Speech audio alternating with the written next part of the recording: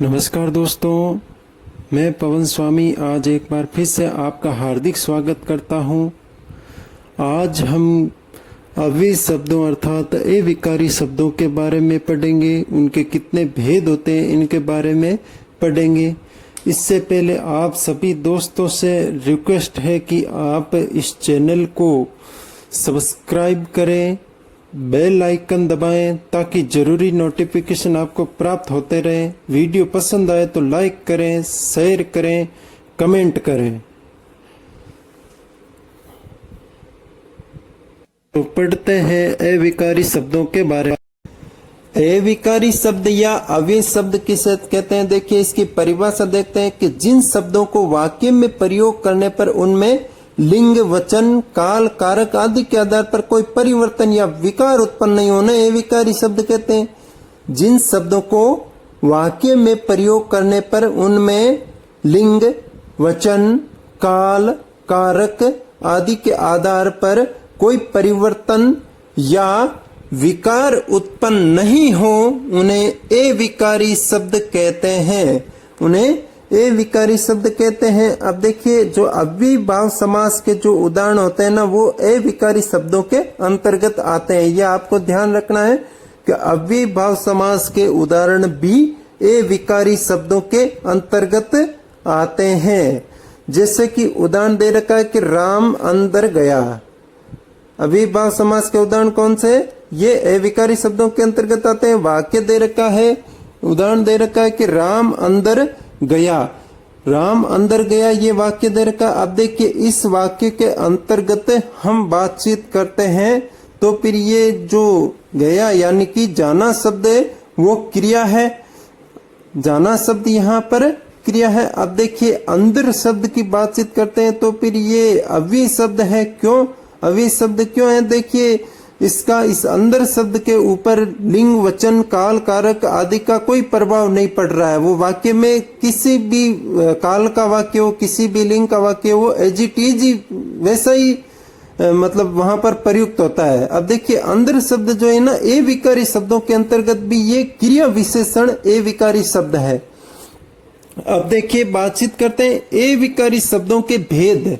अविकारी शब्दों के कितने भेद होते हैं, कौन कौन से भेद होते हैं, इसके बारे में हम बातचीत करते हैं। विस्तृत रूप से बातचीत करेंगे इस अविकारी शब्दों के कितने भेद होते हैं, कौन कौन से होते हैं।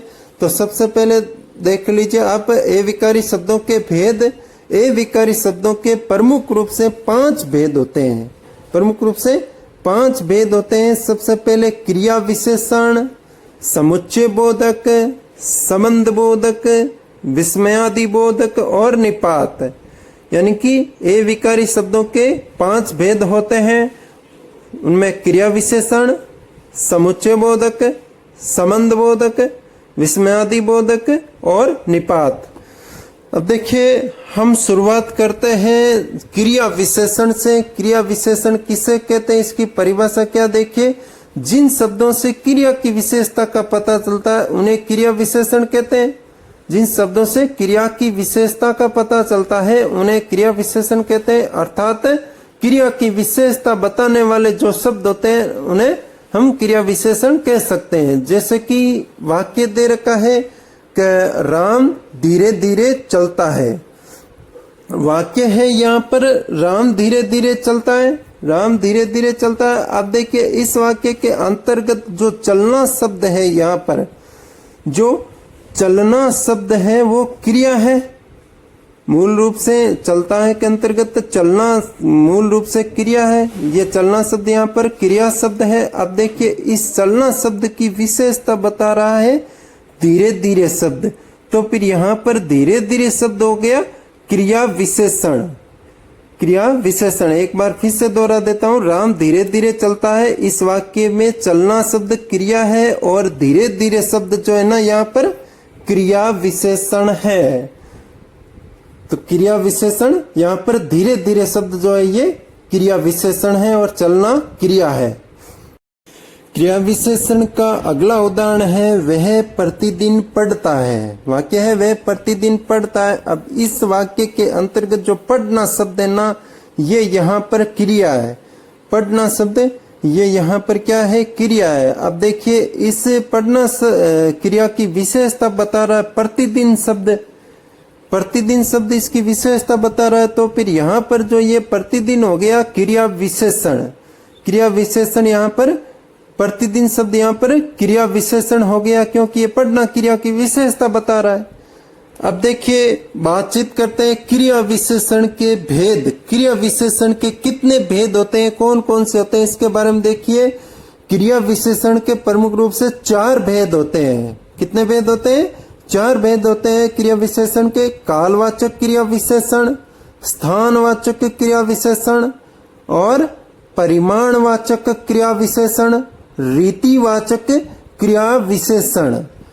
कालवाचक क्रिया विशेषण, स्थानवाचक क्रिया विशेषण, परिमाणवाचक क्रिया विशेषण और रीतिवाचक क्रिया विशेषण, ये क्रिया विशेषण के 4 भेद है। प्रमुख रूप से 4 भेद है ये। अब देखिए सबसे पहले हम शुरुआत करते हैं कालवाचक क्रिया विशेषण के बारे में। कालवाचक क्रिया विशेषण किसे कहते हैं, देखिए कालवाचक क्रिया विशेषण जो क्रिया विशेषण शब्द क्रिया के होने का समय सूचित करते हैं उन्हें कालवाचक क्रिया विशेषण कहते हैं। एक बार फिर से देखिए, जो क्रिया विशेषण शब्द क्रिया के होने का समय सूचित करते हैं उन्हें कालवाचक क्रिया विशेषण कहते हैं। यानी कि जिन क्रिया विशेषण शब्दों से क्रिया कब हुई है इसके बारे में पता चलता है, क्रिया के होने का समय का पता चलता है, उसे कालवाचक क्रिया विशेषण कहते हैं। जैसे कि सीता कल आएगी, वाक्य है सीता कल आएगी। अब देखिए यहाँ पर आना जो शब्द है ना ये क्रिया है, ये भविष्य काल का वाक्य है। आना शब्द यहाँ पर क्रिया। अब इसकी विशेषता बता रहा है जो कल शब्द, ये एक कालवाचक शब्द है, कालवाचक क्रिया विशेषण शब्द है यहाँ पर कल शब्द, क्योंकि ये आना क्रिया की, आएगी क्रिया की विशेषता बता रहा है, इसलिए ये यहाँ पर कालवाचक क्रिया विशेषण शब्द हो गया कल शब्द। अब देखिए अगले वाक्य की बातचीत करते हैं कि सचिन प्रतिदिन खेलता है। सचिन प्रतिदिन खेलता है।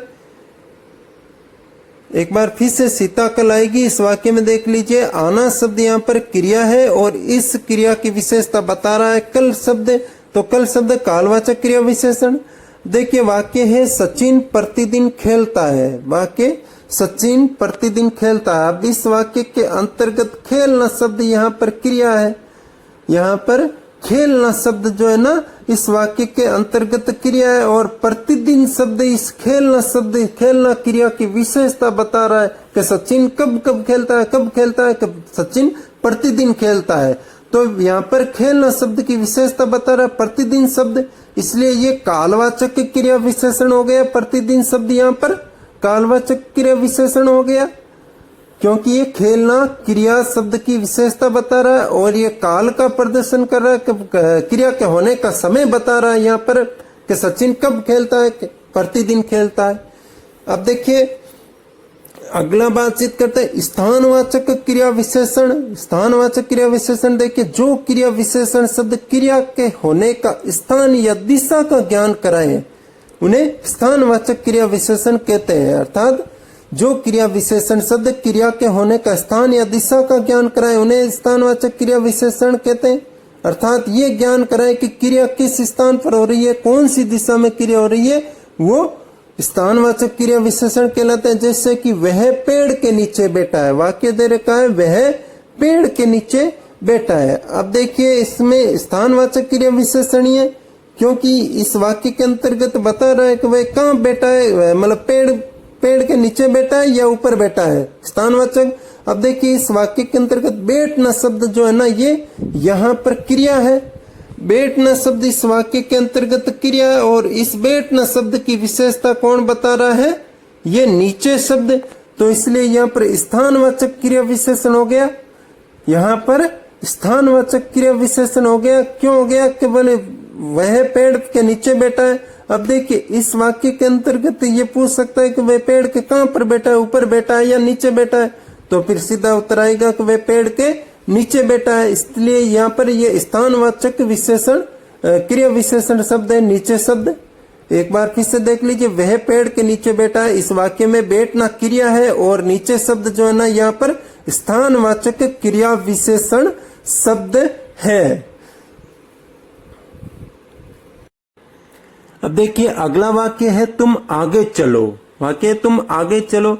अब मान लीजिए किसी ने पूछ लिया कि भाई तुम किधर चल रहे हो, क्या आगे चलो तुम। तो यहां पर देखिए ये जो चलना शब्द है ना, यहां पर ये क्रिया शब्द है। चलना शब्द मूल रूप से क्रिया शब्द है। अब देखिए इस वाक्य के अंतर्गत जो आगे शब्द है ना, ये दिशा का बोध करा रहा है कि तुम आगे चलो। तुम किस तरफ चलो, आगे चलो। तो यहाँ पर दिशा का बोध करा रहा है। तो फिर ये यहाँ पर स्थानवाचक क्रिया विशेषण हो गया ना, यहाँ पर आगे शब्द। क्यों? क्योंकि ये चलना क्रिया की विशेषता बता रहा है, इसलिए स्थानवाचक क्रिया विशेषण हो गया यहाँ पर आगे शब्द। अब देखिए अगला शब्द है आप पीछे चलो। वही बात, तुम आगे चलो की तरह ही आप पीछे चलो। तो यहाँ पर चलना शब्द क्रिया शब्द है। चलना शब्द यहाँ पर क्रिया शब्द है। अब देखिए इस चलना शब्द की विशेषता यहाँ पर इस वाक्य में पीछे शब्द बता रहा है कि भाई तुम किस तरफ चलो, दिशा का बोध करा रहा है कि आप पीछे चलो। तो यहाँ पर स्थानवाचक क्रिया विशेषण हो गया पीछे शब्द, क्योंकि ये चलना क्रिया की विशेषता बता रहा है और दिशा का बोध करा रहा है। यहाँ पर इस क्रिया की दिशा का बोध करा रहा है, इसलिए ये पीछे शब्द स्थानवाचक क्रिया विशेषण हो गया। अब देखिए अगला वाक्य है तुम हमारे आस पास रहना। वाक्य है तुम हमारे आस पास रहना। देखिए शब्द दे रखा है यहाँ पर रहना शब्द जो है ना, ये क्रिया है। रहना शब्द यहाँ पर क्रिया, और इस रहना शब्द की विशेषता बता रहा आस पास शब्द। तो आसपास शब्द यहाँ पर स्थानवाचक क्रिया विशेषण हो गया ना। क्यों? क्योंकि ये स्थान का बोध करा रहा है। आसपास शब्द स्थान का बोध करा रहा है, इसलिए ये आसपास शब्द यहाँ पर क्रिया विशेषण शब्द हो गया। एक बार फिर से आपको दोहरा देता हूं, तुम हमारे आसपास रहना। इस वाक्य के अंतर्गत रहना क्रिया है और इस रहना क्रिया की विशेषता बता रहा है आसपास शब्द, इसलिए ये यहाँ पर स्थानवाचक क्रिया विशेषण हो गया। क्रिया विशेषण के अगले दो भेदों तथा क्रिया विशेषण की रचना के बारे में कल चर्चा करेंगे। धन्यवाद।